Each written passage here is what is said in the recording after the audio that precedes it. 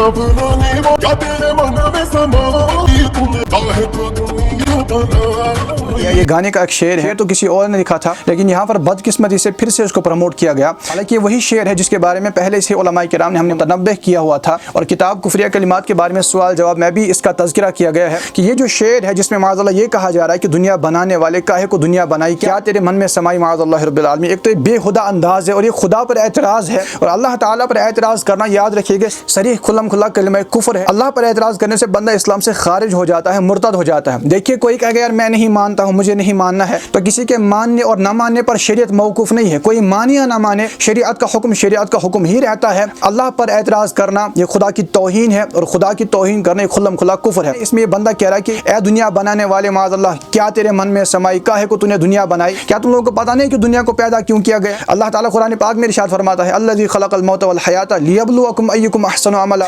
अल्लाह ताला ने जिंदगी और मौत को पैदा किया ताकि तुम्हारी जांच हो तुम में किसका काम सबसे अच्छा है। खलक़तुल जिन्न वल इंसा इल्ला लियअबुदून। अल्लाह ताला फरमाता है कि मैंने जिन्नों और इंसानों को इसलिए पैदा किया कि मेरी इबादत करें। इन्न फी खल्क़िस समावाति वल अर्दि वख्तिलाफ़िल लैलि वन नहारि लआयातिन लिउलिल अलबाब। ज़मीन और आसमान की पैदाइश में, रात और दिन के तब्दील होने में अक्ल वालों के लिए निशानियां हैं। यानी जा बजा कुरान पाक में दुनिया की तख्लीक का मकसद बयान किया गया है। और ये कौन सा अंदाज है कि शायराना अंदाज में उठो गाना गाओ और कहो कि दुनिया बनाने वाले माज़अल्लाह तूने क्यों दुनिया बनाई। खुदा पर एतराज़ किया जा रहा है। बाज़ लोग वो भी होते हैं कि यार शायर जो है वो पता नहीं उसका क्या मकसद होता है। शायर शरीयत से ऊपर नहीं होता, बल्कि शायर हमेशा शरीयत के मातहत ही रहता है। कोई शायर अगर शायराना अंदाज में खुदा की तौहीन करे वो काफिर ही होगा। हमारी औकात नहीं कि हम खुदा को कहें तूने दुनिया क्यों बनाई, तेरे मन में क्या समझ। ये कौन सा बेहुदा अंदाज है। अब ये अंदाज बेहुदा है कि नहीं है, मैं आपको एक मिसाल के जरिए समझाता हूँ। जिस गाने वाले ने गाना गाया है ना, या जिसने शेर लिखा है, मैं उसी को कहता हूँ कि ये गाना बनाने वाले तेरे मन में क्या समाई, तूने गाना क्यों गाया, क्या फायदा हुआ इससे कि आपने ये गाना गाया, कौन सा उम्मत का इससे भला हो गया। अब इन्हें तौहीन महसूस हो रही है, मेरी तौहीन हो गई। अगर ये अल्फाज तुम लोगों के बारे में कहे जाए तो ये तौहीन है तुम्हारी,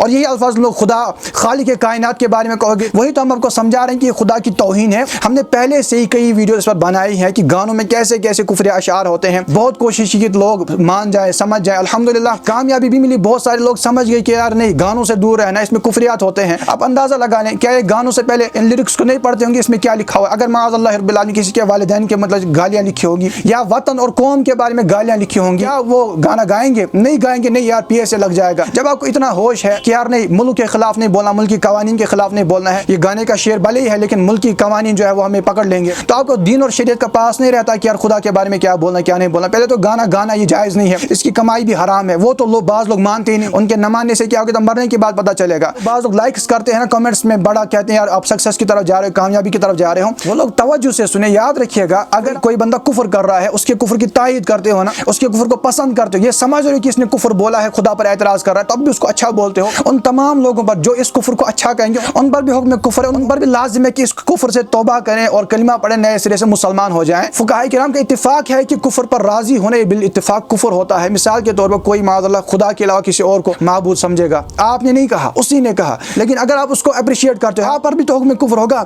मुसलमान कुफ्र को कैसे पसंद कर सकता है? किसी के माँ बाप को गालियां देंगे तो क्या आप लाइक करोगे? मेहरबानी करके इस मसले को अच्छी तरह समझिए। आप लोग मुझसे बिगड़ेंगे, मुझसे नाराज होंगे, इसने वीडियो को बना दी, हमारी जिम्मेदारी है। अगर हम आवाम को आगाह नहीं करेंगे, कल आप लोग हमें पकड़ोगे कि यार अगर आपको पता था तो बताया क्यों नहीं। हम किसी के जिद में सामने नहीं आए हैं, ये जिम्मेदारी होती है। ये नहीं होता कोई और बंदा होता जिसने बोला, तो कोई भी होता, हम तब भी हुक्म शरीयत बयान करते हैं। हमारा तरीका है कि पहले राब्ता करते हैं। इससे पहले भी इस पोस्ट के बारे में, जो ये गाना था, इस शेर के बारे में पोस्ट वगैरह किया था, आगाह भी किया था कि कलिमा कुफ्र है, लेकिन सामने से जो है वो सिंगर की तरफ से रेस्पॉन्स ठीक नहीं आया था। यार शायराना दुनिया में किसी को गालियां बके तो क्या मुआफ रखा जाएगा? लिहाजा खुदा के लिए जो हुक्म शरीयत है हमें चुपचाप उसको मानते चले जाना चाहिए। अभी वक्त है, गनीमत है कि मौका आ रहा है कि अभी आप तौबा कर सकते हैं जिंदगी में ही। अगर कोई बंदा माज़अल्लाह कुफ्र में मुब्तला हो जाए और जिंदगी में उसे मालूम हो जाए कि उससे कुफ्र सरजद हुआ है, तौबा करने को उसको कहा जाए, ये गनीमत है कि उसे मैसेज पहुंचा कि वो तौबा कर ले, खुदा के अजाब से बच जाए। अगर कोई ऐसा हो कि वो ना माने, यार मैं नहीं मानता, और मौत के वक्त खुद उसके सामने जब जाहिर होगा कि कलमा कुफ्र था, तब क्या करेंगे? तब क्या मुझे पकड़ेंगे? और कुफ्र पर मरने वाले के लिए याद रखिएगा, हमेशा का अजाब है। अल्लाह ताला कुफ्र को नहीं माफ करता। अगर कोई कुफ्र की हालत में मर जाए और हमेशा का अजाब का हुक्म सुना दिया जाए तो क्या मुझे पकड़ेंगे? खुदा के लिए ہم ہمدردانہ طور پر سامنے آئے ہیں، کسی کو ڈیفیم کرنا، ڈیگریڈ کرنا مقصد نہیں ہے۔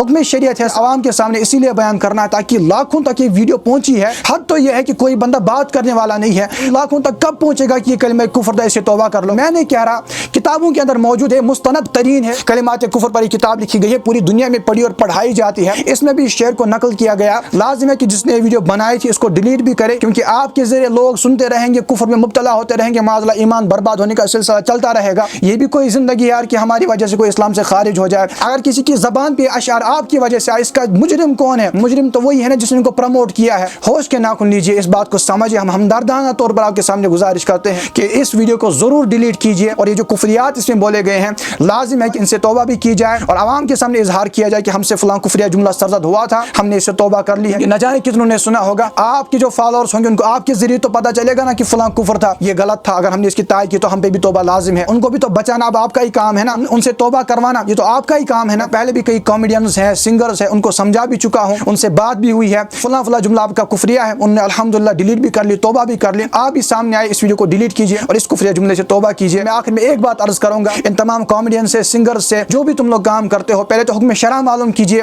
کہ یہ جائز ہے کہ نہیں۔ دوسری بات یہ ہے کہ آپ دین کو اپنے گانوں میں، اپنے ڈائلاگس میں شامل ہی مت کیجیے۔ آپ خدا کے رسول کا نام لیں گے، قرآن پاک کا نام لیں گے، ہو سکتا ہے کہ معاذ اللہ آپ کلمہ کفر نکل جائے، توہین ہو جائے، تو ایک فتنہ برپا ہوتا ہے، فساد برپا ہوتا ہے۔ تو سیف سائڈ یہی ہے کہ ویڈیوز کے اندر آپ خدا کا نام ہی نہ لیں۔ ویسے بھی یہ ناجائز کام، ان میں خدا کا نام لینے کا کوئی مطلب ہی نہیں بنتا ہے۔ اس ویڈیو کو ضرور شیئر کیجیے گا۔ السلام علیکم ورحمۃ اللہ وبرکاتہ۔